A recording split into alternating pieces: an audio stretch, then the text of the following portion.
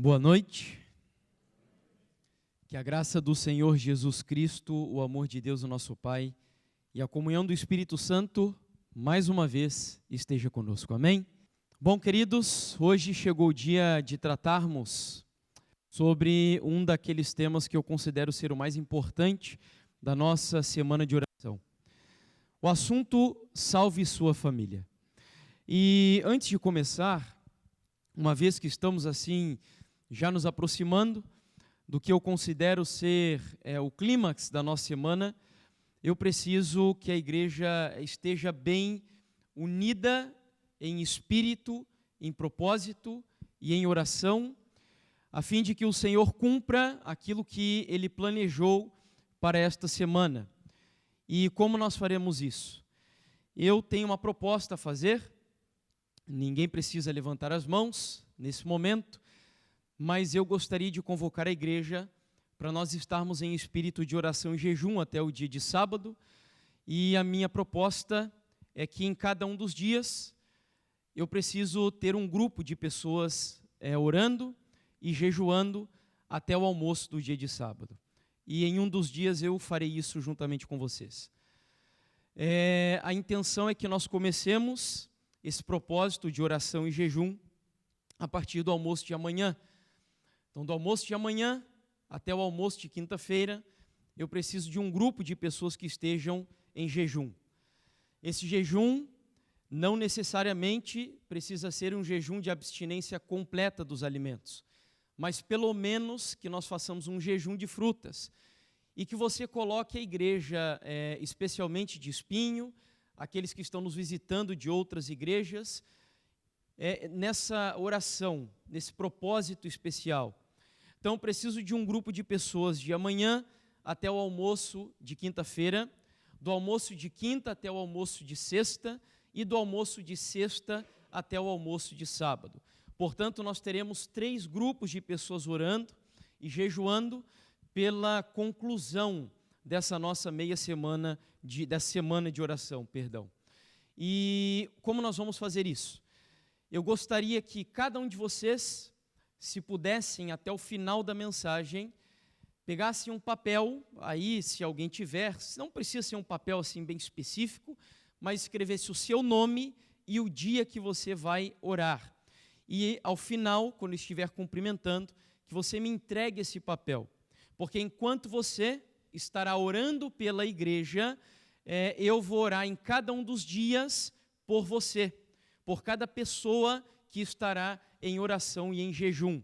Então a ideia é que você ore e o grupo de pessoas que estiverem orando de quarta até quinta, por exemplo, eu vou nas minhas orações desse dia orar por esse grupo e assim sucessivamente. Então a intenção é que em nome de Jesus nós estejamos unidos em um mesmo espírito de jejum, de oração, para que o nosso Deus derrame as suas bênçãos sobre a nossa vida durante essa semana. Tá certo? Então, repito, até o final da mensagem, pegue um papel, anote lá o seu nome e o dia em que você vai orar. Eu não vou aqui especificar e nem pedir que levante as mãos, eu creio que Deus vai movimentar e todos os dias teremos alguém unido nesse espírito. Bom, antes de iniciarmos o nosso tema dessa noite, nós temos, como de costume, orado sempre para abrir a Bíblia, e hoje nós vamos mudar um pouquinho esse protocolo. Eu quero convidar a igreja para nós fazermos uma oração em forma de música.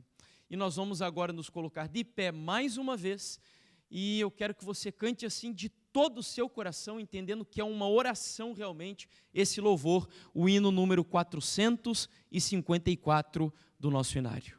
Podem ficar de pé.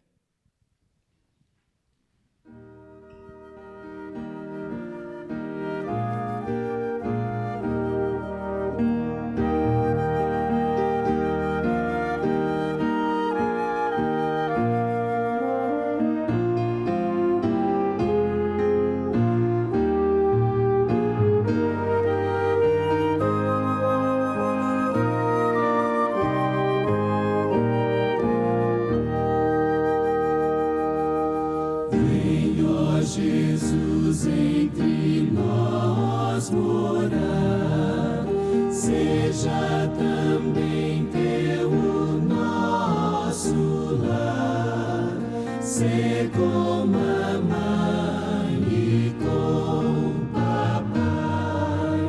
Vem no Senhor abençoar. Em afeição e perfeito amor, longe do mal de qualquer temor, nosso viver em tudo aqui, honre tão só o Salvador. Quando amanhã perenal raiar e a redenção se concretizar, nós te rogamos, ó Senhor, salva também o nosso lar. Em nome de Jesus, amém. Vamos agora abrir as nossas Bíblias no livro de 1 Samuel, capítulo 30, versos 1 até o versículo 8.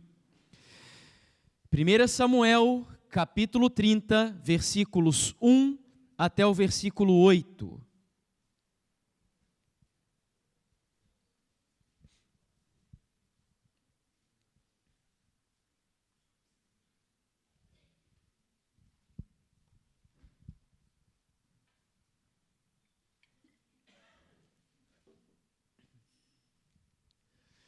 Sucedeu, pois, que chegando Davi e os seus homens ao terceiro dia a Ziclague, já os amalequitas tinham dado com ímpeto contra o sul e Ziclague, e a esta ferido e queimado.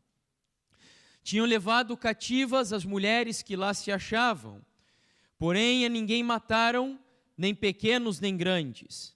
Tão somente os levaram consigo e foram seu caminho. Davi e os seus homens vieram à cidade, e ei-la queimada, e suas mulheres, seus filhos e suas filhas eram levados cativos. Então Davi e o povo que se achava com ele ergueram a voz e choraram, até não terem mais forças para chorar. Também as duas mulheres de Davi foram levadas cativas, Ainoã, a Jezreelita, e Abigail, a viúva de Nabal, a Carmelita. Davi muito se angustiou, pois o povo falava de apedrejá-lo, porque todos estavam em amargura, cada um por causa de seus filhos e de suas filhas. Porém Davi se reanimou no Senhor seu Deus. Disse Davi a Abiatar, o sacerdote, filho de Aimeleque: traze-me aqui a estola sacerdotal. E Abiatar a trouxe a Davi. Então consultou Davi ao Senhor, dizendo: perseguirei eu o bando, alcançá-lo-ei? Respondeu-lhe o Senhor: persegue-o, porque de fato o alcançarás, e tudo libertarás. Até aí, queridos. Quando nós falamos sobre família, nunca é demais lembrar que esta foi a primeira instituição criada por Deus no Jardim do Éden. Antes mesmo do sábado do Senhor, que para nós adventistas é algo tão importante, tão solene, tão santo, a família foi, volto a dizer, a primeira instituição criada por Deus na história da humanidade. E me chama a atenção que Deus, em sua didática, para comunicar o Evangelho em linguagem humana, a fim de que entendamos o relacionamento de Deus com os seres humanos, Ele usa justamente o contexto familiar, onde Deus se considera ser o nosso Pai, embora não sejamos de fato, nós somos adotados na família celestial, onde nós nos tratamos uns aos outros como se fôssemos irmãos, onde o próprio Jesus Cristo é considerado como o Filho de Deus. Além disso, a relação do casamento, uma relação tão importante, ela é utilizada para exemplificar a relação de Cristo para com a sua igreja. Eu acredito que só isso já seria o suficiente para concluirmos que a família é uma instituição revestida de uma áurea de santidade, pureza, justiça e solenidade. Porque Deus nunca se permitiria comparar a algo que não representasse em toda a sua esfera pura e santa. E quando Deus compara a relação familiar, a relação da família do céu, ao relacionamento de Cristo com a sua igreja, é porque Deus olha para a família como algo muito santo e muito sagrado.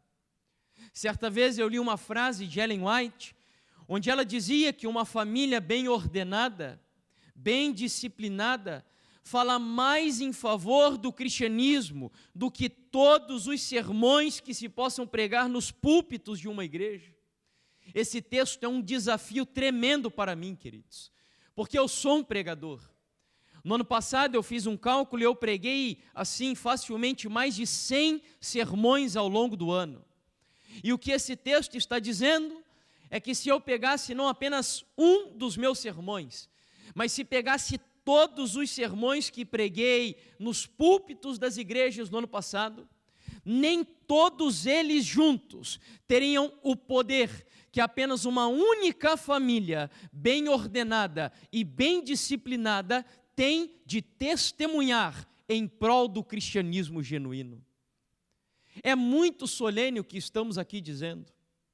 E por essa razão, se voltamos ao texto inicial, nós vemos ali a experiência de uma família que estava em problemas, uma família que estava vivendo em crise. Afinal de contas, Saul, o genro, ou melhor, o sogro de Davi, tinha invejas do seu genro. E por essa razão vivia perseguindo Davi por todos os lados, pelas florestas, pelos desertos, pelas montanhas, pelas cavernas e etc. Davi não tinha paz, Saul tinha inveja do seu genro. E então, em um dado momento, a Bíblia diz que Saul e Davi decidiram fazer um pacto de paz, um acordo, para que Davi tivesse sossego. Mas Davi desconfiava tanto do seu sogro, que ele foi buscar asilo político no território dos inimigos mais audazes do povo de Deus naquela época, os filisteus. Ou seja, Davi preferiu fazer um acordo com os filisteus do que um acordo com o seu próprio sogro, um ente da sua família. Tamanha crise familiar que havia entre eles. E então, como Davi era um homem muito famoso, um homem valente, um homem de guerra, o rei Aquis, que naquela ocasião era rei dos filisteus, acolheu Davi na Filístia com muita cortesia e muita urbanidade.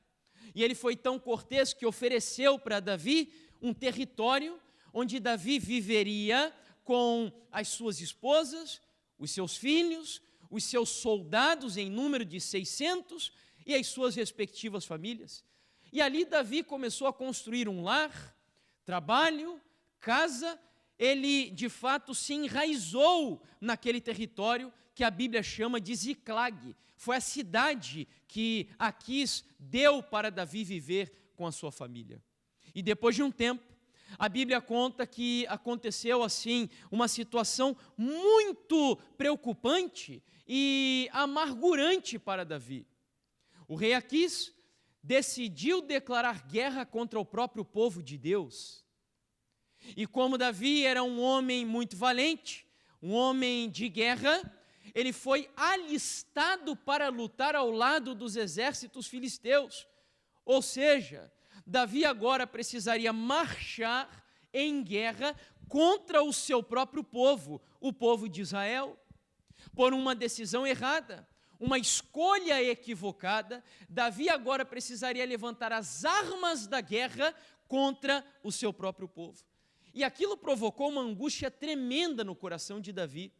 E eu acredito que Deus, por misericórdia, faz agora com que um grupo de príncipes filisteus cheguem ao rei Aquis e digam a ele o seguinte: mas rei, acaso esse Davi não é aquele de quem nós temos ouvido que Saul matou os seus milhares, mas Davi os seus 10 milhares. Esse homem é um homem de guerra. Esse homem lutou em muitas batalhas ao lado dos israelitas. Portanto, despede esse homem. Nós não precisamos de Davi. É melhor nós não contarmos com Davi do que corrermos o risco de, no meio da guerra, ele se rebelar contra os nossos exércitos e aí o problema será imenso. Manda esse homem voltar para Ziclag. O rei Aquis, depois de muita resistência, decidiu despedir Davi e os seus 600 soldados. Esses homens estão agora em um caminho de 3 dias de viagem. E quando eles chegam em Ziclag, a cena que eles contemplam é uma cena aterradora. Uma cena que, creio eu, nenhum homem, nenhum chefe de família, nenhuma mulher, nenhuma mãe, nenhuma esposa que ame o seu lar gostaria de ver ao voltar para casa depois de um dia de labuta. E o que nós vamos fazer agora é usar essa história que acabamos de ler e destacar ali 4 pontos específicos para aplicarmos para o nosso contexto presente. Porque essa história tem lições tremendas para nos ensinar nessa noite. O tempo é curto, eu gostaria sim, eu poderia fazer aqui pelo menos uma meia semana de oração, falando sobre cada um dos assuntos que eu precisarei tocar nessa noite. Então eu vou passar por cada um deles de forma muito rápida, a fim de lançar algumas sementes e que você, de alguma forma, sinta o interesse de pesquisar um pouco mais sobre os temas que vamos tratar aqui. Mas a primeira lição que nós podemos tirar desse texto já está no primeiro versículo que lemos, de 1 Samuel, capítulo 30, onde o texto diz assim: Sucedeu, pois, que chegando Davi e os seus homens ao 3º dia a Ziclag, já os amalequitas tinham dado com ímpeto contra o sul e Ziclag, e a esta ferido e queimado. O que esse texto tem para nos ensinar? Talvez não seja uma grande novidade para muitos de nós, mas o que esse texto nos diz é que Satanás tem um ódio ardiloso e muito bem assim objetivo contra a sua família. Quando o texto diz que os amalequitas deram com ímpeto contra a casa de Davi, o objetivo da expressão impetuosidade é enfatizar o ódio que Satanás tem com o propósito de destruir a sua casa. E se você prestou atenção no texto, ele não precisou assim de um território muito vasto. Ele só precisou de um pequeno descuido, uma desatenção ínfima para destruir a família de Davi. E eu não preciso usar assim de um esforço muito profundo para convencer vocês aqui hoje de que Satanás, nessa época, ele tem um objetivo muito bem delineado. O objetivo dele não é exatamente destruir, ou melhor, até é destruir a sociedade e a igreja. E para destruir a sociedade e a igreja, basta ele destruir uma instituição, e essa instituição é a família. Portanto, eu ainda me arriscaria em dizer, e eu pensava que era só no meu país que nós tínhamos problemas da natureza que eu vou apresentar aqui para vocês, mas eu descobri nessa semana que vocês também estão enfrentando isso aqui. E eu me arriscaria a dizer, sem exageros, que nós vivemos hoje no nosso mundo ocidental uma conspiração cujo objetivo é desconstruir o conceito judaico-cristão de família. Se você não sabe, o Ocidente foi desenvolvido sobre um tripé. Tudo o que nós conquistamos ao longo de 2000 anos, mais ou menos, de história, até mais do que isso, ocidental, foi assim desenvolvido sobre esse tripé, que é o direito romano, a filosofia grega e a moral judaico-cristã. E existe hoje uma conspiração ideológica com o propósito de neutralizar, de destruir esse tripé ocidental, cultural e civilizacional. E um dos principais pilares atacados é o pilar da moral judaico-cristã, onde a família bíblica é a base desse pilar, é a estrutura da nossa civilização. Portanto, concluo eu que a mídia, as nossas Supremas Cortes Federais, as câmaras legislativas, a escola e as universidades estão aparelhadas com o propósito de destruição da família. Eu já disse ao longo dessa semana que os índices de divórcio dentro da igreja são os mesmos índices fora da igreja. E por que razão? Porque na nossa cultura atual há uma banalização do casamento. Há um desprezo pelo conceito bíblico de casamento. As pessoas se separam por questões cada vez mais banais e triviais. Falei também do relacionamento de jovens que mantêm relação sexual antes de casar. E tudo isso porque um dos grandes objetivos, eles sabem disso, já vou falar quem são eles aqui para vocês, uma das estratégias mais efetivas para a destruição da família judaico-cristã ocidental é a erotização da nossa sociedade. Existem livros escritos sobre isso.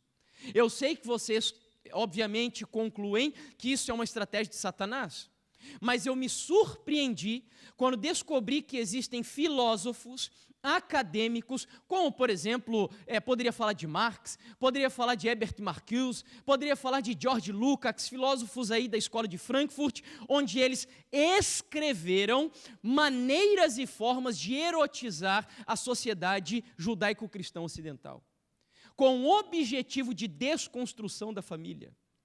E aí, para não ficar apenas nas minhas palavras, eu quero mostrar algumas evidências para vocês. Não sem antes compartilhar esse texto de Ellen White, no livro A Ciência do Bom Viver, que comprova o que eu acabei de dizer. Por que que os ataques de Satanás se dirigem objetivamente contra as famílias? O texto diz assim, a partir da citação em amarelo: e o coração da sociedade, da igreja e da nação é a família. A felicidade da sociedade, o êxito da igreja, a prosperidade da nação dependem das influências domésticas. Ou seja, a célula-mãe da igreja, da sociedade e do nosso país é a família. Se nós queremos uma reforma na igreja, por exemplo, como vemos ser necessário, se queremos uma reforma no nosso país, lá no Brasil é o que nós mais queremos. Eu me envergonho quando eu vejo, por exemplo, nosso ex-presidente da Câmara dos Deputados se dizendo cristão, mas é um corrupto, ladrão e mentiroso. Nos dá vergonha vermos pessoas que levantam a bandeira do cristianismo lá no Brasil, mas vivem uma vida corrupta. E nós clamamos por uma reforma muitas vezes, mas esse texto deixa muito claro que a reforma na igreja, na sociedade e na nação só acontecerá se essa reforma começar dentro de onde? Da família. Porque é a família que é a célula-mãe de todas estas outras instituições.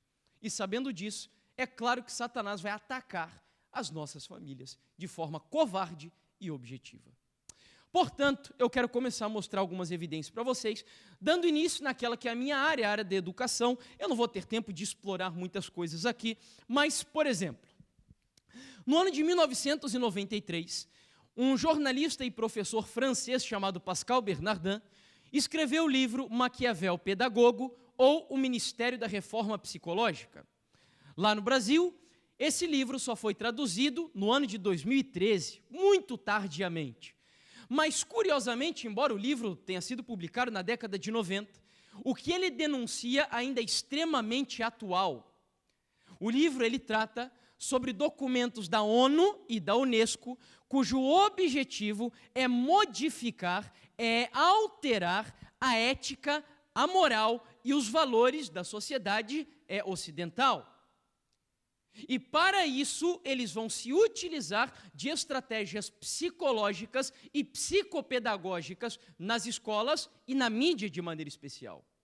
E então, em um dos artigos que ele publica, na realidade, um documento da 4ª Conferência da Unesco, para quem não sabe, a Unesco é o braço da ONU responsável pela ciência, pela cultura e pela educação.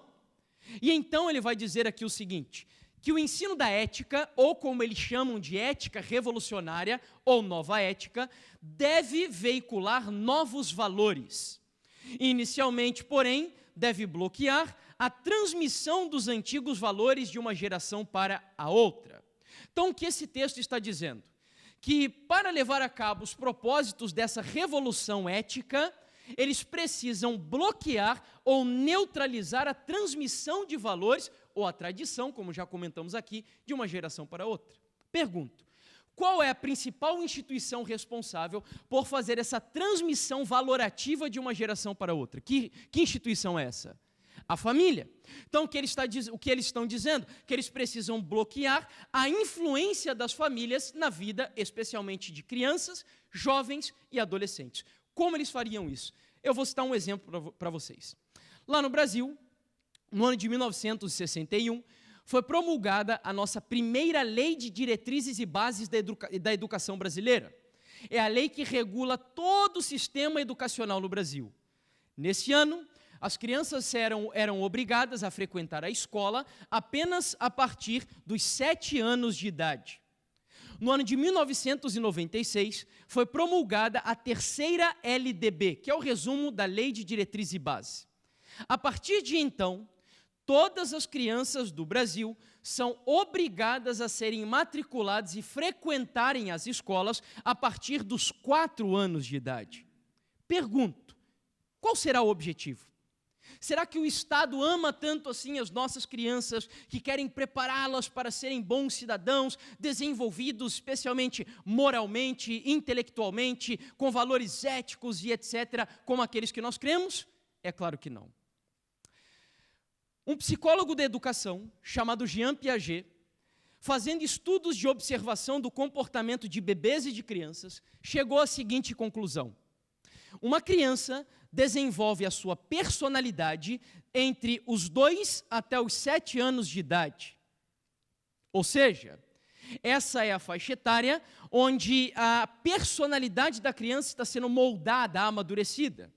Para quem nunca leu o que Ellen White escreveu sobre educação, orientada não por acadêmicos, porque ela nunca estudou pedagogia, licenciatura e afins, mas orientada pelo próprio Deus, que é o maior educador que existe no universo, ela então diz o seguinte: uma criança nunca deveria conhecer uma outra escola, senão um lar, e outros professores, senão os pais, até pelo menos 8 anos de idade. E eu me pergunto, da onde isso? Orientação de Deus. Por que razão? Porque ela sabe, ou melhor, Deus sabe, que essa é justamente a faixa etária onde a criança está sendo amadurecida, onde o cérebro dela está sendo preparado para aprender os valores que vão nortear todo o restante da vida dela. A conclusão, portanto, que esses ideólogos chegam, esses revolucionários chegam, é que uma criança, quando ia para a escola com 7 anos de idade, já tinha valores muito solidificados, de tal forma que era difícil mudar as concepções de vida de uma criança. Conclusão: tragamo-las mais cedo para, assim, dessa forma, trabalhar com a mente e o caráter delas de maneira mais suave, mais sutil. E é isso que está acontecendo. Bom, ainda aqui falando do documento, ele conclui dizendo que, por sua vez, as diversas formas de educação extraescolar, particularmente os programas educativos difundidos pela mídia, poderiam contribuir para a neutralização da transmissão familiar dos preconceitos. E aí seja bem-vindo ao mundo de Hollywood, da Walt Disney e de tantas outras produções do Cartoon Network, Discovery Kids, que já estão trabalhando com essa nova visão ideológica, onde eles querem revolucionar a ética e os valores das nossas crianças. E antes que eu esqueça, eu já quero fazer uma recomendação aqui. Mães, de forma especial. Se vocês têm a oportunidade de viver assim uma vida com um pouquinho mais de economia, mas você ser o centro da formação do caráter do seu filho, especialmente nessa faixa etária, pague o preço, porque em nome de Jesus vale a pena. Vale a pena. Ellen White diz que mães que assumem o papel de mãe dentro de casa, olha só que promessa maravilhosa para vocês, mães. Ela diz que essas mães terão os seus nomes escritos ao lado dos maiores missionários que o cristianismo produziu na história da humanidade. Já pensou? você, mãe, ter o seu nome escrito ao lado do nome de um apóstolo Paulo, por exemplo, escrito ao lado do nome, por exemplo, de um David Livingstone, e por aí vai. Essa é a promessa para você. Então vale a pena, pague o preço. A sociedade precisa demais de mães que valorizem e prezem esse papel especial que Deus deu para vocês.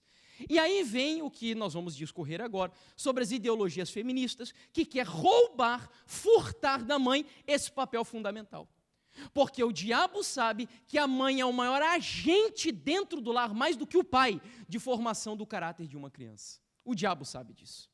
E então, eu vou passar aqui a dar alguns exemplos para vocês da nossa mídia lixo lá no Brasil, que tem por objetivo e que está comprometida, na realidade, com o que nós chamamos de doutrinação ideológica. E, por exemplo, a Rede Globo tem trabalhado muito com esse propósito. Deixa eu ver aqui, eu acho que acabou a pilha. Ok. Eles têm trabalhado muito com esse propósito de modificar os valores da sociedade e etc. E um dos programas, por exemplo, que a Globo passa, que é a Malhação, tem lidado muito com esse tipo de conteúdo. E uma psicóloga clínica, que é a Marisa Lobo, ela é evangélica e ela tem viajado o Brasil falando sobre essa modificação nos valores da ética, na moral das nossas crianças e adolescentes no país. E ela é colunista desse site e escreveu a seguinte matéria: Globo usa a Malhação para subverter valores da família através dos filhos. E aí eu passo agora a apresentar a vocês alguns trechinhos desse artigo que ela escreveu. Estava assistindo TV e parei para dar uma sondada na tal Malhação. O diálogo era sobre o absurdo dos pais quererem mandar nos seus filhos na escola e monitorar os conteúdos das aulas. Pasmem, a preocupação das alunas feministas era monitorar se está acontecendo essa intromissão dos pais em outras escolas e se organizar contra essa censura. E ela conclui dizendo: os pais bonzinhos são os que deixam livremente as filhas fazerem o que elas querem, mesmo significando sexo com qualquer pessoa, a qualquer tempo. Meninas fazendo campeonato de beijos, chegando a beijar mais de 20 em uma única noite, apenas para mostrar que são empoderadas. Ou seja, se houve algum tempo que novelas, filmes e desenhos eram apenas um tipo de entretenimento, há alguns anos estão sendo utilizados para modificar os valores da nossa sociedade. E eu sei que você deve estar se perguntando assim, mas eu não acredito que esse jovem é defensor daquela concepção de que eu sou influenciado por aquilo que eu assisto. Eu consigo muito bem filtrar as coisas que eu vejo. Espera só um pouquinho que eu vou mostrar um estudo científico para vocês no finalzinho dessa primeira parte. Mas, enfim, ela fala ali, por exemplo, do movimento feminista.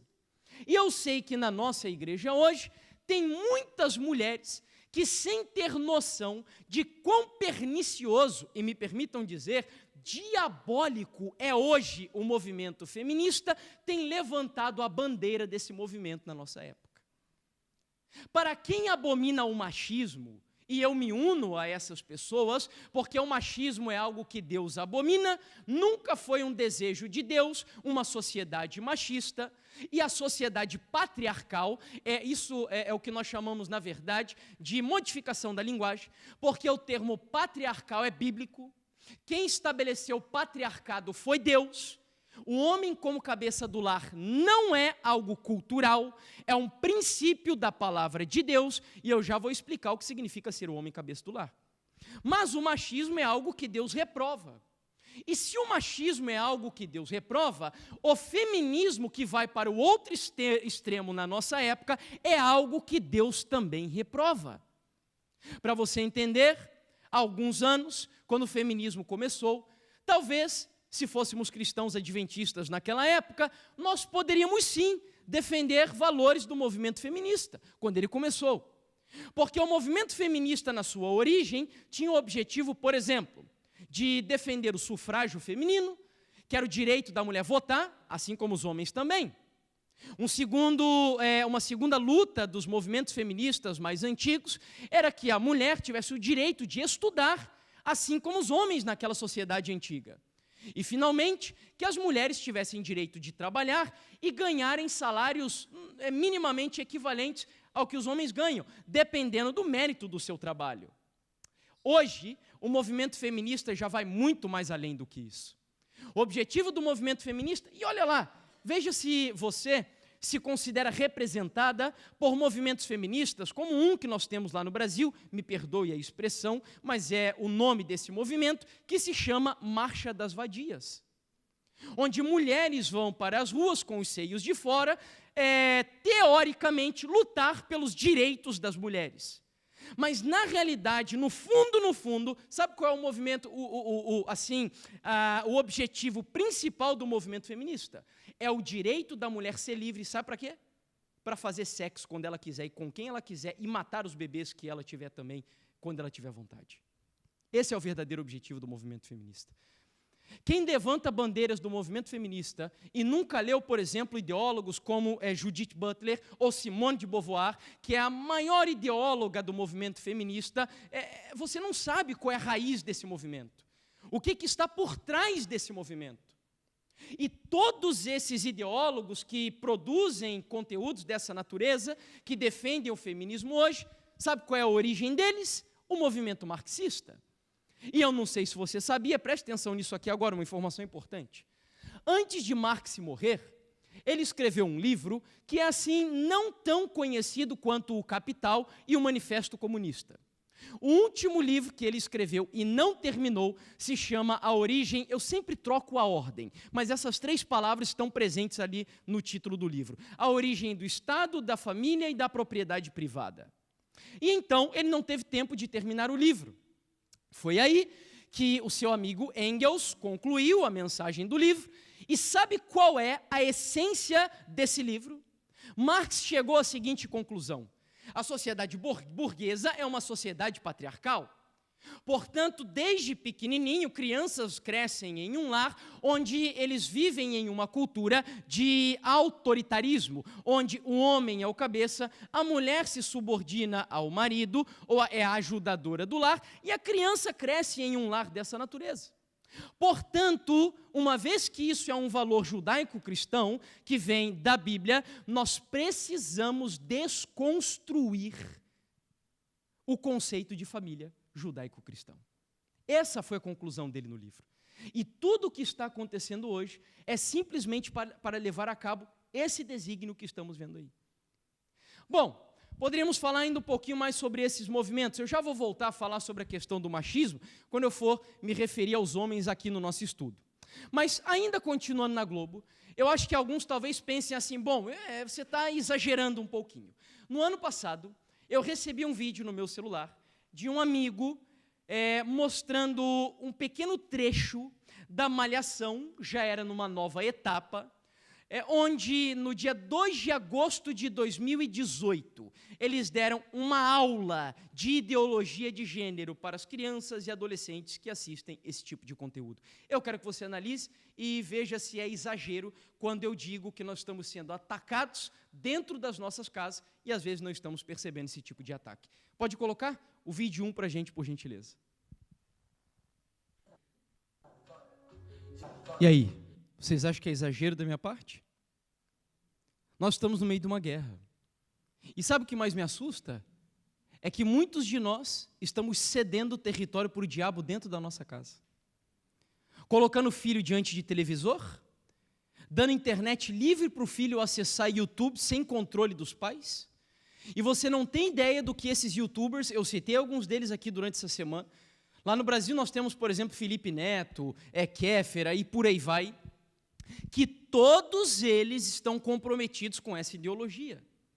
Eu esqueci de dizer para vocês, mas a ONU traçou uma agenda até o ano de 2030 com 17 objetivos para serem implementados. Um deles é que essa visão de igualdade de gênero e de ideologia de gênero se torne algo comum entre todos os países que fazem parte da Organização das Nações Unidas. Portanto, se aqui hoje, eu fiquei sabendo disso essa semana, vocês estão, por exemplo, discutindo sobre esse assunto da ideologia de gênero e etc., e lá no Brasil também não é casualidade, é porque existe um propósito uniforme de alterar e modificar a educação do nosso mundo por causa desse comprometimento ideológico. A minha pergunta é a seguinte: o diabo já declarou guerra contra você. E a minha questão aqui hoje é assim: o meu objetivo é que você saia dessa igreja aqui nessa noite, e em nome de Jesus, declare guerra a você contra o diabo dentro da sua casa. E não ceda território para ele. Comece a educar o seu filho de maneira bíblica, com amor, com atenção. Não seja aquele pai e mãe narcisista, que às vezes tem assim, eu conheço, infelizmente, temos conhecidos que fazem esse tipo de coisa, que assim tem tido dificuldades, às vezes, com a educação do filho, e submetem ao filho a todo momento sobre a hipnose de YouTube, internet e etc, e etc. Tenha muito cuidado com isso. Eu falo com amor para vocês, sabe por quê?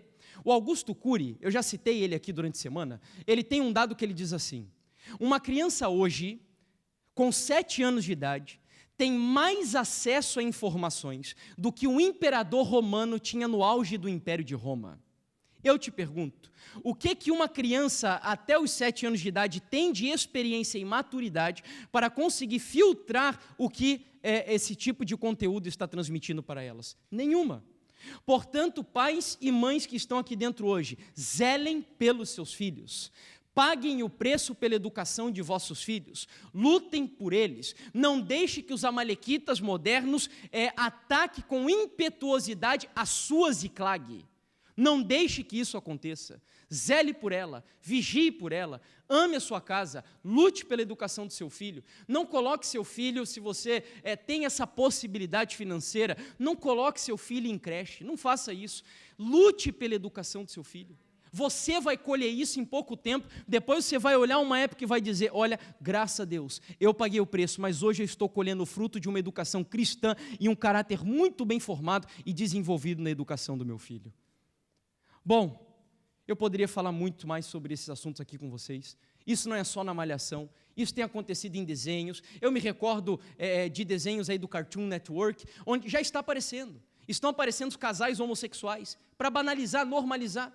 Eu me lembro de uma criança lá no Brasil, 9 anos de idade. Ele chegou certa vez, uma criança da nossa igreja, que estuda em um colégio público lá do nosso país, e chegou para a mãe e disse assim, quando a mãe falava sobre esse assunto de homossexualidade, ideologia de gênero, ele disse assim: mãe, você é homofóbica. 9 anos de idade. De onde ele está aprendendo essas coisas? É claro que nesses ambientes, onde ele está sendo doutrinado ideologicamente por esse tipo de visão que estamos comentando aqui. Só para você ter ideia, lá no Canadá, tem alguns estados onde o pai e a mãe que não respeitam a livre escolha do seu filho até os 7 anos de idade decidir qual será o gênero dele, são capazes de perder a guarda do filho. Se até os 7 anos de idade o pai e a mãe criam o filho com o gênero definido, ou seja, homem ou mulher, baseado na sua genitália, em alguns estados do Canadá, e eu acho que aqui na Europa tem países também, ou estados que fazem isso, tiram a guarda do filho do pai e da mãe. Onde nós vamos chegar? A única coisa que eu concluo por trás disso é o diabo dando com ímpeto contra as nossas famílias. Bom, segundo ponto. Eu gastei muito tempo no primeiro, mas foi necessário. O segundo ponto da nossa mensagem, eu vou agora pedir licença para as mulheres, vocês não precisam sair daqui de dentro, mas eu vou me dirigir aos homens. Quando nós vemos a história de Davi, nós vimos ali que Davi negligenciou a sua Ziklag, porque ele estava comprometido em primeiro lugar com quem? Lembra do povo que ele se comprometeu, que ele fez uma aliança? Quem era o povo? Os filisteus. Eu não preciso ser profeta para saber que aqui dentro da igreja hoje, tem homens que estão tão comprometidos com o nosso capitalismo selvagem ocidental, que não tem tempo para a sua família. Que acham que ser um homem contemporâneo do século XXI é simplesmente ser um homem provedor para dentro da sua casa. É isso que a nossa sociedade, ela transformou o homem nisso. O homem moderno, pós-moderno, é o homem que traz dinheiro para dentro de casa. E nisso se resume o papel do homem. Mas deixa eu dizer uma coisa para você. O homem bíblico, o homem de Deus, e se eu fosse você, eu nunca me esqueceria disso, precisa 3 P's na vida dele. Se algum desses P's faltam na vida de um homem cristão, é sinal de que você ainda não é um homem bíblico, um homem de Deus. E quais são esses 3 P's? Você precisa ser provedor, protetor e patriarca, ou pastor da sua família. Provedor foi o que eu acabei de dizer. A maioria dos homens hoje são provedores. E é nosso dever, sim, em primeiro lugar. Nós precisamos trazer o sustento para dentro da nossa casa. Dar um mínimo de conforto para as nossas mulheres. Afinal de contas, tiramos as nossas esposas do lar do pai, de uma mãe, possivelmente com estabilidade, e agora devemos dar, no mínimo, a mesma estabilidade dentro do nosso novo lar. Porém, isso não é tudo. Em segundo lugar, um homem de Deus ele tem que ser protetor. E o que é o homem protetor? É aquele homem que vai lutar pela sua família. É aquele homem que vai dedicar tempo para a sua família. É o homem que vai chegar cansado, às vezes, do trabalho, mas vai dar tempo para a sua esposa, por exemplo. Amá-la, conversar com ela, discutir, quando for necessário, o relacionamento com ela. Brincar com o filho, dar atenção para o filho e não submetê-lo apenas a um monte de presentes e etc. Não, dar atenção, afeto, carinho, amor, isso é o protetor. Quando a esposa está com problemas ou o filho com problemas, o pai protetor, o homem de Deus, ele vai zelar por ela ou por ele, seja lá quem for. Vai dar atenção para solucionar os problemas, dar orientação, esse é o protetor. Por exemplo, lá no Brasil, eu lembro de um pai, amigo, que certo dia o filho estava sofrendo bullying na escola. O filho era um menino muito introvertido, já estava quase entrando num quadro de depressão, e o que o pai fez? Foi até a escola, conversou com a diretora e chegou até os amigos dizendo: pare de mexer com meu filho. Eu não sei o que ele faria, mas isso é o pai protetor. É o pai que cuida, é o pai que dá carinho, que dá atenção, que protege, que ama, que vai sacrificar pela sua família. E afinal de contas, agora eu volto no que eu disse para o princípio, esse é o tipo de homem cabeça do lar. Quando a Bíblia diz que o homem é o cabeça da casa, preste atenção, homens, e mulheres também, para cobrar isso dos maridos. A Bíblia diz assim: maridos, amai vossas mulheres, assim como Cristo amou a sua igreja e assim mesmo fez o quê? E eu não ouvi, está muito fraco, dá a impressão que a gente está com medo de dizer. Maridos, amai vossas mulheres, assim como Cristo amou a sua igreja e assim mesmo fez o quê? Se entregou por ela. Pergunto, mulheres, acaso vocês não gostariam de um cabeça do lar que se entregasse por vocês, sim ou não? Esse é o homem cabeça da Bíblia. É o homem que se entrega, que se doa, que se sacrifica, que luta, que zela. Esse é o homem protetor. Eu me recordo de ter visto há algum tempo uma notícia aqui, da Europa inclusive, na virada do ano, se eu não me engano, de 2016 para 2017, na Alemanha, 31 mulheres foram estupradas em uma única noite. Aí foi feita uma entrevista de uma jornalista holandesa com uma jornalista dinamarquesa, perguntando à jornalista dinamarquesa qual o motivo que ela dava para tantas mulheres serem estupradas assim, numa noite única, e nada ser feito. Sabe o que a jornalista dinamarquesa disse? Ela falou assim: me perdoe, eu carrego isso para o Brasil também, mas ela falou assim: os homens europeus estão sendo efeminados, estão se tornando covardes, estão abandonando a dianteira, de tomar a frente, cabeça mesmo, sabe? Tomar a frente. E lá no Brasil nós estamos passando pelo mesmo problema. É que ela estava falando da Europa no caso. Mas basta você dar uma olhada assim simples, cultural. Na década de 90, eu não estou falando que esse é o modelo de homem, mas só para você ver os extremos. Década de 90, modelo de homem que Hollywood passava era Sylvester Stallone, Rambo, Braddock e por aí vai. Hoje, modelo de homem, Neymar, Justin Bieber e por aí vai. Nem vou citar mais ninguém aqui. Ou seja, há uma modificação dos valores. É como se houvesse um propósito muito bem definido de masculinizar as mulheres e efeminar os homens. É uma inversão, porque os papéis bíblicos são esses. O homem é o cabeça do lar e a mulher, ela é a ajudadora, com um papel fundamental, que Ellen White chega a dizer que a mulher que cumpre o seu papel, ela tem um propósito mais importante do que do próprio homem. Sabendo disso, o diabo inverte os valores.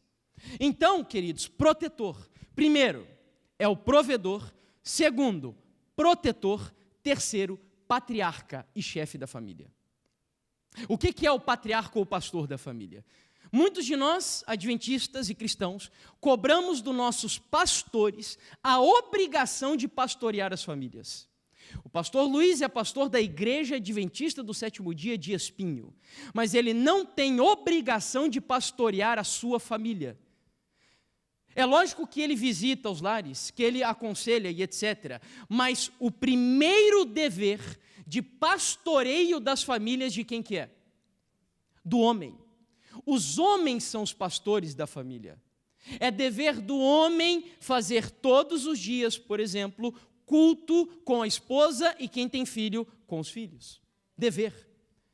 Se nós temos homens aqui hoje que não são capazes de gastar 5 minutos por dia para fazer um culto entregando a família no altar do Senhor, é porque você não é pastor da sua casa. Não é. Quem diz isso não sou eu, é Ellen White. 5 minutos.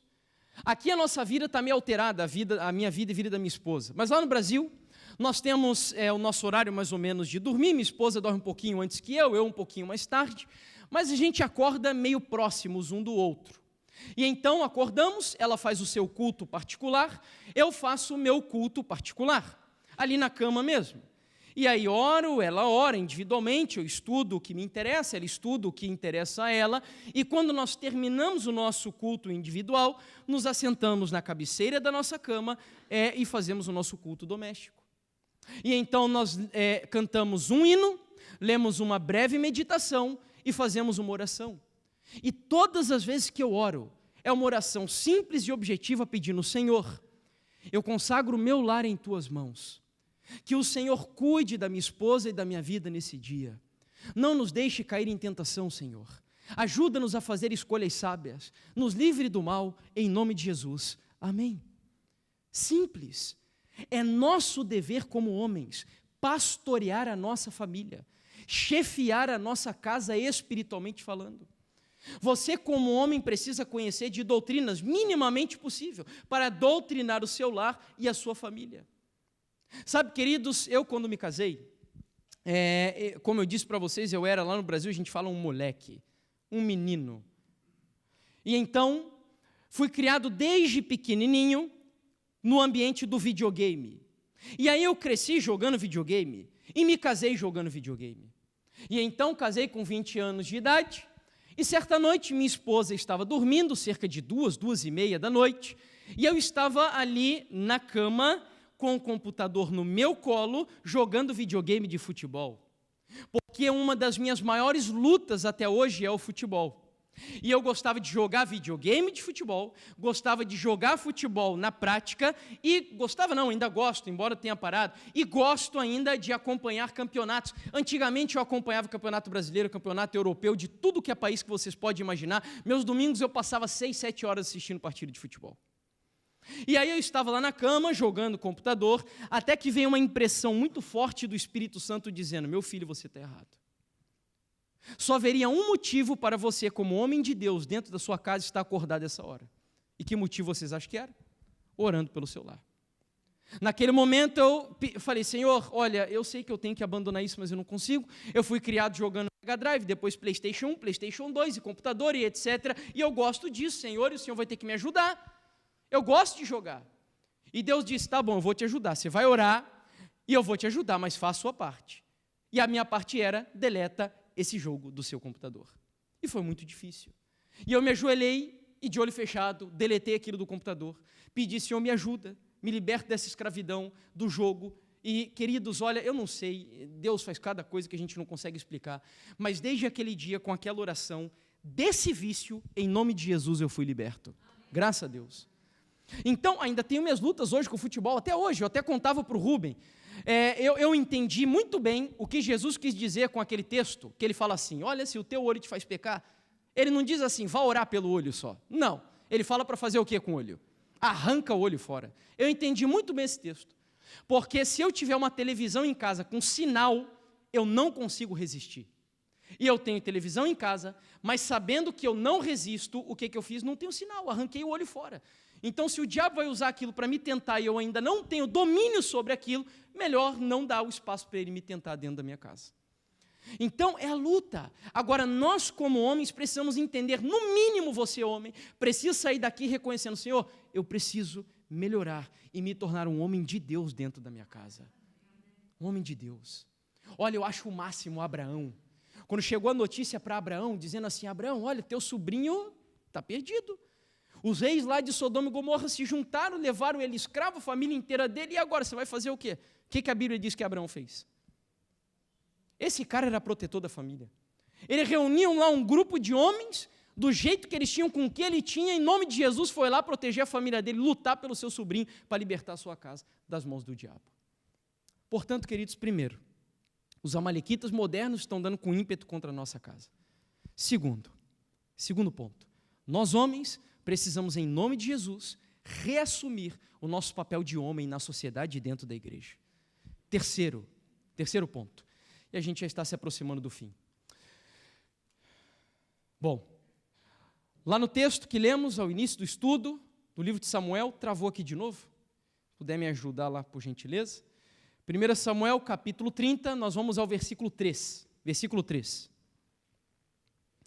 1 Samuel, capítulo 30, verso 3. Para a gente ganhar tempo, se você tiver aí fácil, na Bíblia, o texto diz assim, olha lá, já está projetado. Davi e os seus homens vieram à cidade, ei-la queimada, e suas mulheres, seus filhos e suas filhas foram levados o quê? O que diz o texto? Foram levados o quê? Cativos. O que significa a palavra cativeiro? Foram o quê? Escravizados. Ou seja, as mulheres e os filhos foram escravizados. E volto a dizer, eu não preciso ser vidente para saber que aqui dentro da igreja tem mulheres e jovens escravos. Escravos do quê? De novela, por exemplo. E como eu comentei ontem, a novela ela faz você, vislumbrar uma ideia de casamento que não é real. Porque você não casa com um Dom Juan. Ellen White é bem clara em dizer que o casamento é a melhor escola para preparar um cristão para ir para o céu. E eu não entendia isso, até que me casei e agora eu consigo compreender. Moro em uma casa de mais ou menos 60 metros quadrados e eu preciso dividir um território de 60 metros quadrados com uma pessoa totalmente diferente de mim. Existe melhor escola para preparar a gente para morar no céu? É claro que não. Porque no céu nós vamos dividir o reino inteiro com pessoas que são diferentes de nós. E então, para você ter ideia, lembra que eu falei para vocês que eu fui criado cheio de mimimi, né, e etc. E, por exemplo, eu tinha um jeito de apertar a pasta de dente. Eu gosto de apertar a pasta de dente de baixo para cima, bonitinho, para deixar ela lá. A minha esposa não. Ela torce a pasta de um jeito que é desesperador. Me assustou quando eu vi aquilo. Aí, enfim, outro detalhe, lá em casa, que a gente também, nós tivemos alguns atritos, foi a porta dos armários. Eu sou meio chato com organização, e aí a minha esposa abria as portas e gavetas, e ela não fechava, deixava sempre aberto. Esse sorriso acho que está condenando algumas aqui dentro, né? E aí eu tive uma brilhante ideia, e a minha ideia foi a seguinte, obrigado. A minha ideia foi a seguinte, todas as vezes que eu encontrar a porta dos armários e as gavetas abertas, eu vou dar uma lapada na porta com toda a minha força para fazer um barulho e irritar a minha esposa. Vocês acham que adiantou? É claro que não. O que começou a acontecer entre eu e ela? Quando eu fechava a porta e fazia um barulho imenso, o que acontecia? A gente brigava. E aí o que Deus ensina? É simples, cara. Faz o quê? Fecha a porta. Mas aí eu já falei para minha esposa, olha, não se acostuma, porque se você continuar os próximos armários, eu vou comprar tudo sem porta e sem gaveta. Né? Mas enfim, a gente vai aprendendo a ter a maior virtude do céu. Qual é a maior virtude do céu? Aqui está o quê? Lembra do texto? A paciência dos santos. O casamento ajuda você a ter paciência. Certo dia, minha esposa chegou para mim e disse assim: Jefferson, você é muito teimoso. E eu não sabia que esse era um dos maiores defeitos do meu caráter. E luto com isso até hoje. Minha esposa me ajudou a descobrir. Na hora eu não gostei, obviamente, mas depois Deus vai trabalhando no seu coração e você precisa ter humildade para aceitar. E o diabo vai trabalhar, queridos. Olha, eu nunca me esqueço. Uma vez, esse ano inclusive, eu estava em uma missão lá em Uberlândia, Minas Gerais, no Brasil, para fazer um retiro espiritual da igreja central dessa cidade.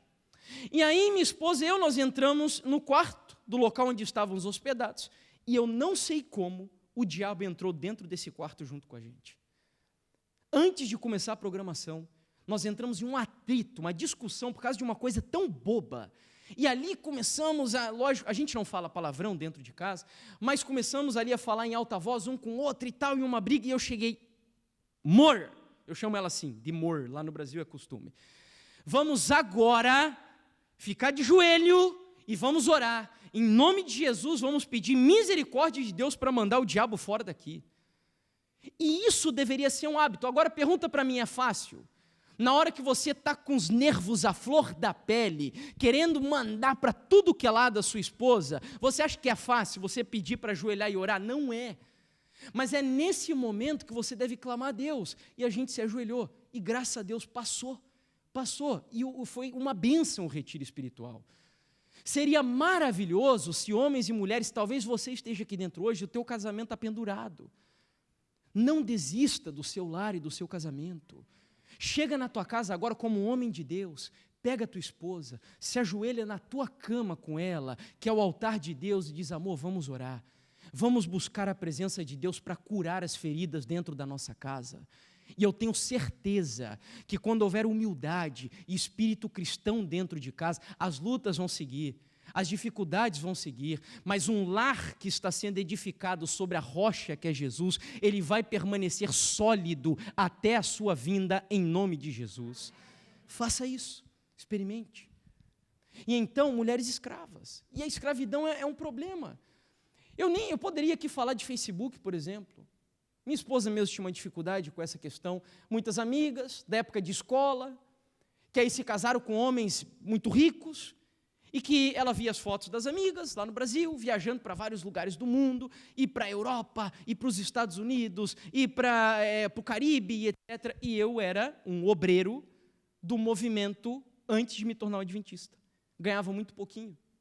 E aí eu não tinha condições de dar aquela vida para minha esposa. Mas o que o Facebook faz? O Facebook é o que eu chamo de Alice nos Países das Maravilhas.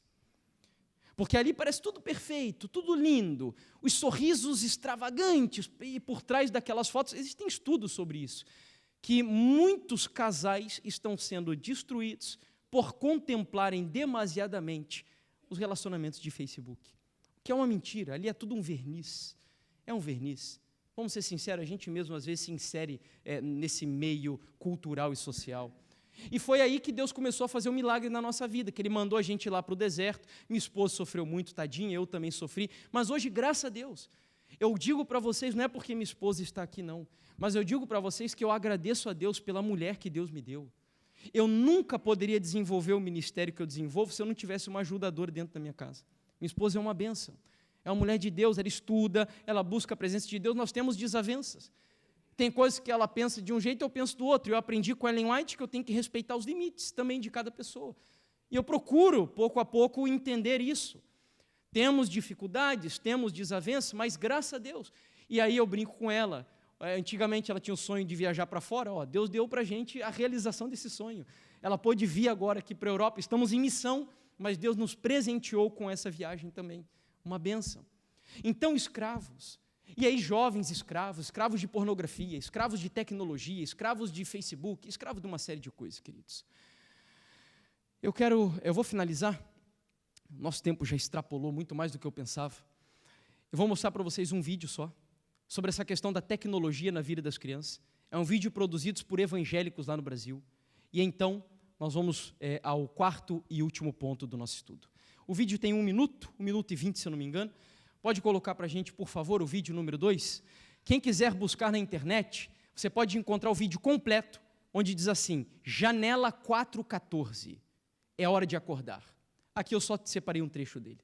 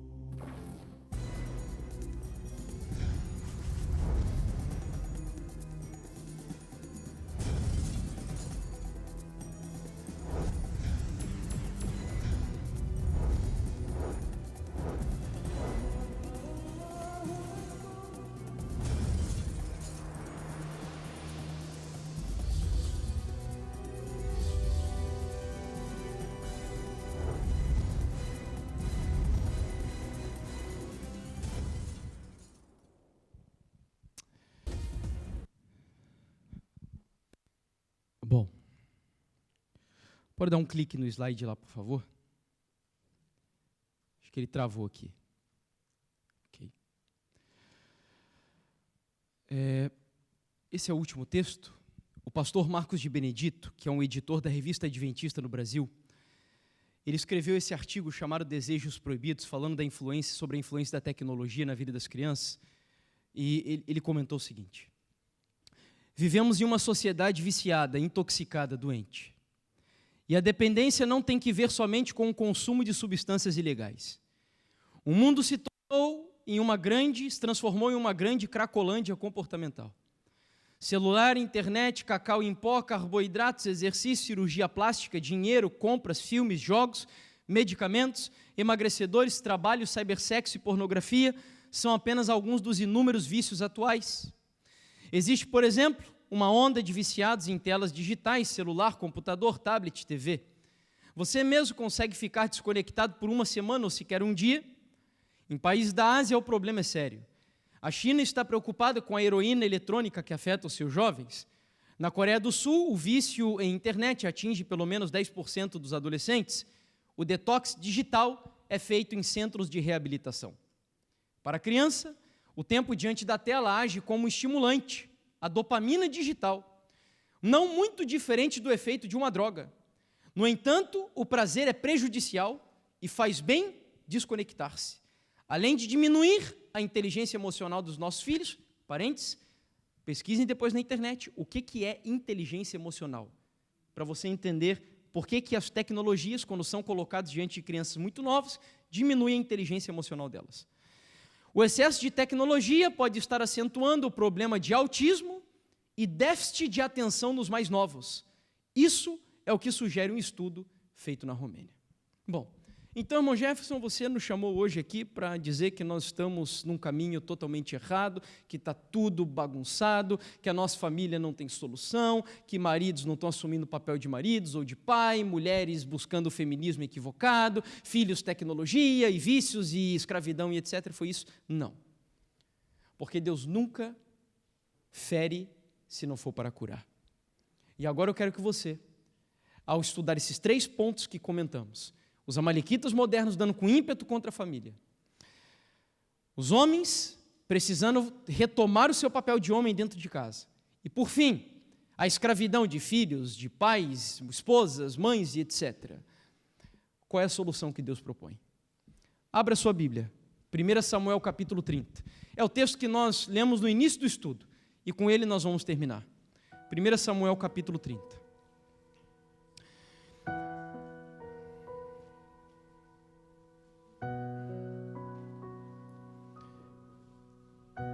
Volte a sua atenção lá para o versículo 8. Olha aqui para frente rapidinho. Davi chegou em Ziclag e ele ficou assustado com o que viu. E a primeira atitude de Davi, no versículo 4 aí do texto, a Bíblia diz que foi chorar até não ter mais forças para chorar. Eu nem sei explicar para você o que é isso. Eu só sei dizer que o arrependimento de Davi foi tão profundo que ele chorou até doer. E se tem uma virtude de Davi, às vezes a gente pensa que Davi era o homem segundo o coração de Deus porque ele nunca errava. Não. Ellen White explica por que Davi era o homem segundo o coração de Deus no livro Profetas e Reis. Sabe o quê? Davi era o homem segundo o coração de Deus porque ele errava, mas quando ele errava, ele sempre se arrependia e buscava corrigir os erros da vida dele. E aí Davi chegou diante de Deus e começou a chorar: Senhor, eu errei, eu tenho sido um pai negligente, eu abandonei a minha família quando ela precisava de mim, e o que eu devo fazer agora, Senhor? O versículo 7 diz que ele pega a estola sacerdotal porque ele vai consultar Deus agora, e ele quer saber a resposta de Deus. A pergunta dele é assim: Senhor, ainda dá para eu fazer alguma coisa? Tem chance de salvar minha família com todo esse estado catastrófico? Versículo 8, depois de consultar a Deus, a Bíblia diz assim: então consultou Davi ao Senhor dizendo: perseguirei o bando, alcançá-lo-ei. Respondeu-lhe o Senhor: persegue o Davi, porque de fato o alcançarás e tudo libertarás. Quem acredita que isso é uma promessa que Deus está fazendo para as nossas famílias, digam amém agora. Sabe o que Deus está dizendo para mim e para você aqui nessa noite? não importa onde está teu marido, não importa quão miserável seja o seu filho, não importa onde está o seu irmão, não importa o que esteja fazendo a sua esposa ou a sua mãe, ou mesmo o seu pai, não importa onde eles estão, se um dia eles estiveram aqui e saíram, ou se nunca se curvaram diante desse Deus, não importa. O que Deus está dizendo é assim: lute por eles, porque se o diabo tem privado você da felicidade de ter os seus queridos ao seu lado hoje, tudo aquilo que o diabo tem tirado de você, eu vou libertar e vou te devolver de volta em nome de Jesus. É isso que ele está falando ali. E Davi reconquistou. E eu quero dizer algo para você. Eu experimentei isso dentro da minha casa. Não da minha parte, mas da parte da família da minha esposa. Infelizmente, meu papai, minha mamãe, não são cristãos. Tem a confissão deles, mas não servem a Jesus. Isso me dá muita dor no coração. E eu sempre gosto de dizer para quem tem um pai e uma mãe na igreja, dê valor a isso. Você que teve um privilégio de crescer em um lar cristão, valorize isso. Eu sei o que é ser um filho de um pai e uma mãe, onde todas as vezes que eu vou visitá-los, eu tenho que ver os meus pais embriagados. Bebem daquele jeito que eles dizem socialmente, mas ficam embriagados. Isso me dá tristeza. Eu nunca posso chegar para o meu pai e para a minha mãe e pedir para eles conselhos espirituais, porque eles não creem no que eu creio. Então você que está aqui agora, eu sei que as coisas aqui são um pouquinho diferentes, mas eu gosto sempre de fazer isso. Você que está o teu pai e a tua mãe aqui agora, dá um abraço nele, dá um beijo nele ou nela e agradeça: pai e mãe, obrigado pelos valores que o Senhor, a senhora que me ensinou. Agradeça, faça isso mais vezes, isso é uma bênção, E então, e orem pelos meus pais se puderem, tá? Orem pelos meus pais. Todas as vezes que eu prego essa mensagem, Deus me dá assim esperança no meu coração, porque é muito triste, queridos. O diabo tem vezes que ele vê que a esperança ressurge, e você vê lá o teu pai e tua mãe e você sente assim: nossa, parece que agora eles vão abrir uma brecha, e o diabo vem e joga tudo no lixo. É como dizendo assim: cara, desiste, eles são meus, você nunca terá eles do teu lado nessa caminhada. E todas as vezes que eu prego essa mensagem, Deus me dá esperança de novo, esperança de um dia ter o meu pai, minha mãe e meu irmão nos caminhos do Senhor. E então, da parte da minha esposa, meu sogro se converteu. Meu sogro foi um pai negligente na primeira etapa da sua vida. Era padeiro, vocês falam padeiro aqui? Dono de panificadora, de padaria, ok. E ele não participou muito da educação dos filhos.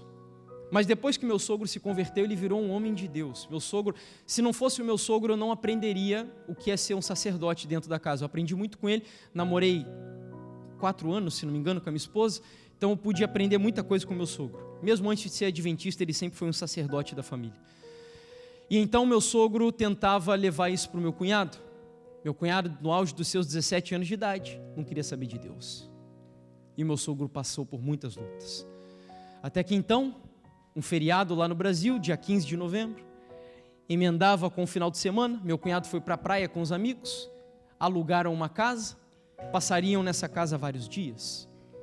Chegou a última noite, eles tinham que devolver as chaves da casa.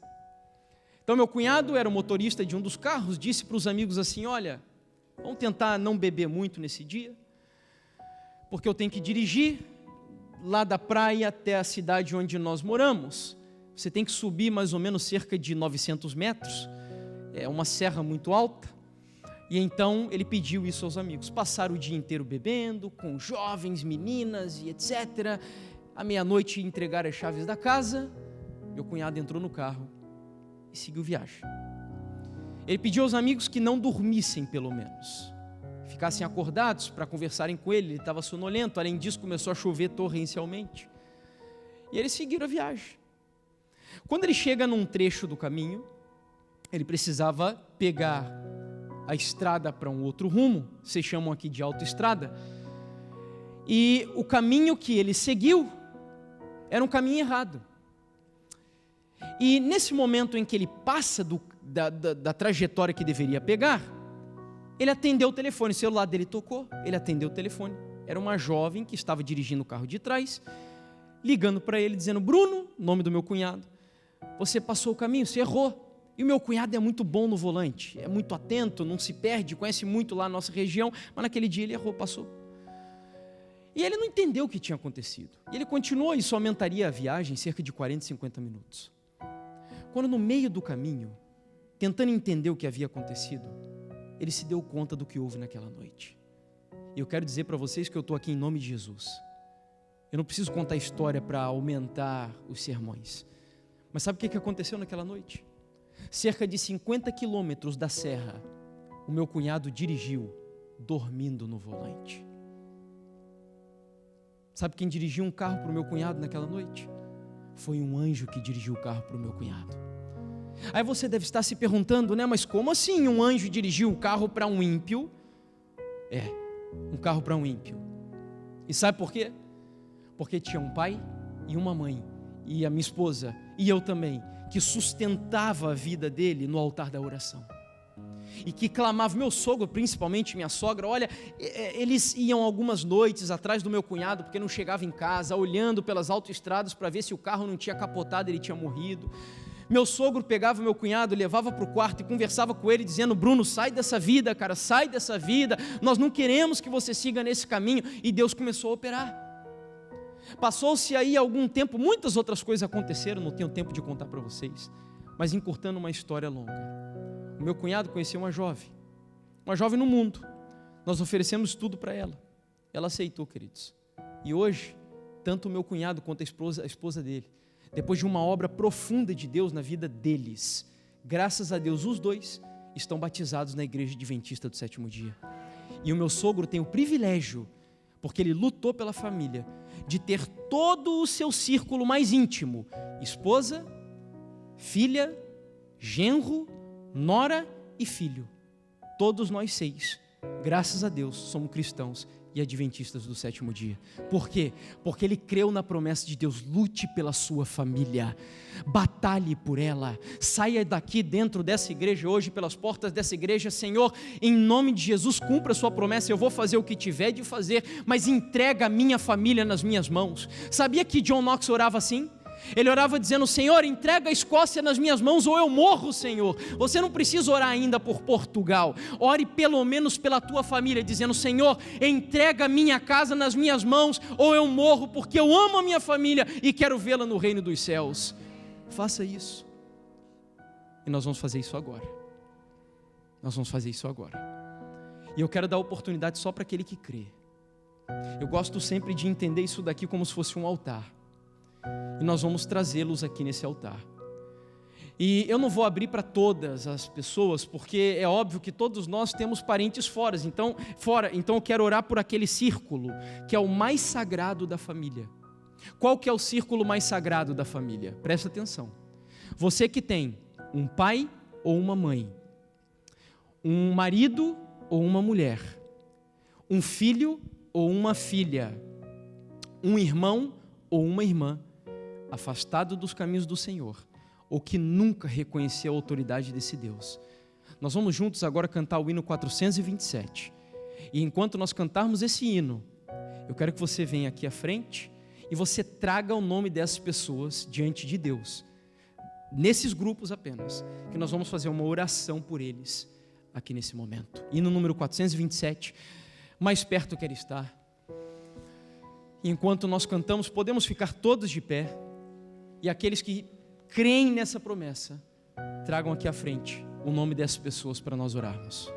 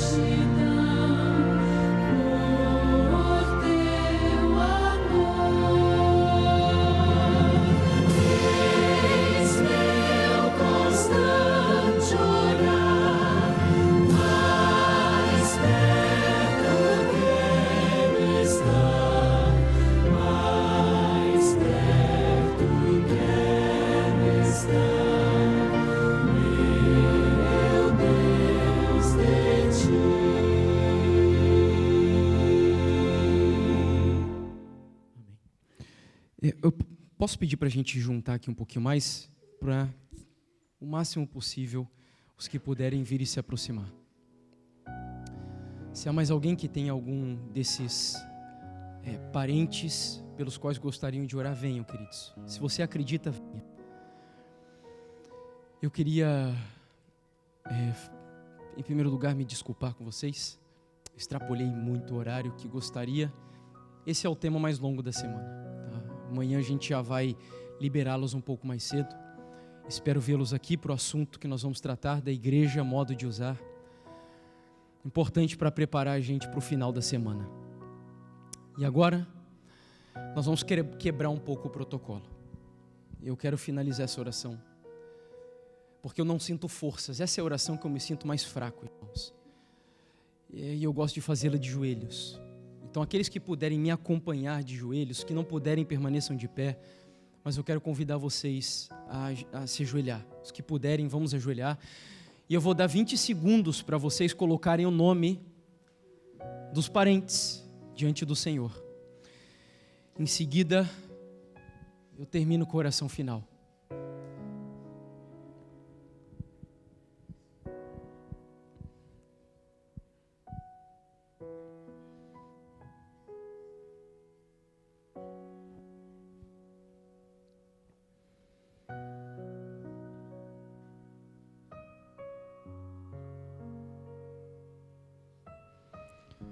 Querido Senhor Deus,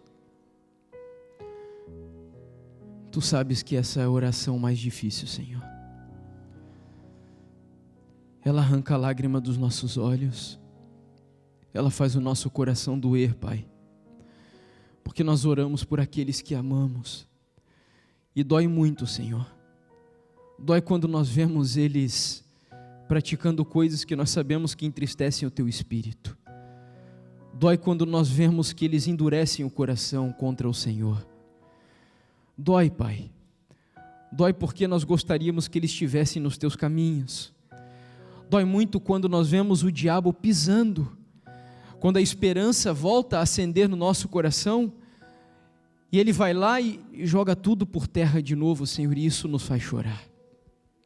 Mas, Senhor, nessa noite nós queremos derramar lágrimas de esperança no Teu altar, Pai. Porque nós estamos aqui vendo sim que o diabo tem atacado as nossas famílias. Nós sabemos que tudo isso é obra dele, obra do maligno. Mas nós cremos e invocamos nessa noite um Deus todo-poderoso. Um Deus que em nome de Jesus libertou a família de Davi das mãos do diabo, e que nessa noite promete a cada um de nós nos dar a alegria de vermos as nossas famílias no altar do Senhor. Pai, nós não sabemos como isso acontecerá, meu Deus, mas eu estou disposto a orar dessa maneira, e eu oro pedindo que seja pela dor, seja pelo sofrimento, seja através do estudo bíblico, não importa a forma como o Senhor usar, mas em nome de Jesus, o nosso desejo, meu Deus, é que, independente da maneira, os nossos familiares aceitem a Jesus Cristo e a verdade na vida deles. Pai, que na Tua vinda, naquele grande dia, quando o Senhor Jesus vier nas nuvens dos céus, eu quero junto com os meus irmãos chorar de novo. Mas que naquele dia não seja um pranto de tristeza como hoje, mas que seja um pranto de alegria, um choro de exultação pelo gozo de podermos juntos na mesma nuvem subirmos para o reino dos céus junto com todos aqueles que nós amamos. E eu me atrevo a pedir que nessa noite ainda, Senhor, eu não sei onde estão os nossos pais, eu não sei onde estão as nossas mães, os nossos maridos e esposas, os nossos irmãos e irmãs, filhos e filhas, eu não sei, Senhor, mas eu quero pedir nessa noite para que onde eles estiverem, seja na frente do televisor, seja bebendo, seja na escola, seja trabalhando, em rebeldia contra o Senhor, independente de onde eles estiverem, que o teu Espírito penetre como uma flecha no coração deles, tocando profundamente aquela vida para que se arrependam dos seus pecados e aceitem e entendam que aqui nessa noite existem pessoas que estão clamando pela salvação deles, em nome de Jesus, meu Deus. Querido Pai, eu termino essa oração pedindo que uma bênção especial seja derramada pelos homens dessa igreja, meu Deus. Que o mesmo Espírito que habitou sobre Abraão e sobre os homens de Deus ao longo da história, habite sobre os homens dessa igreja nessa noite. Que o Senhor levante homens cujo céu aponte dizendo: ali está um varão que serve a Jesus Cristo de todo o seu coração. E eu também oro pelas mulheres, Pai. Oro para que dessa igreja o Senhor levante mães e esposas de Deus, mulheres que carreguem sobre si o sinete do reino dos céus. Peço também pelos jovens, pelas crianças e pelos adolescentes dessa igreja, para que o Senhor circunde a vida deles com um muro de proteção, de tal maneira que nem todos os demônios sejam capazes de desviar os nossos filhos dos caminhos do Senhor. Cuida deles, usa os professores de escola sabatina dessa igreja, usa as mães e as mulheres e os pais dessa igreja, os diretores de ministério dessa igreja, para amarem as crianças dessa igreja, para que se cumpra na vida delas a tua palavra que diz que nos últimos dias as crianças, os jovens profetizarão e pregarão a tua palavra. Essa é a minha e a nossa oração, Senhor. Leva-nos em paz para o nosso lar. Em nome do Senhor Jesus, salva a nossa família, em nome de Jesus, amém, Senhor.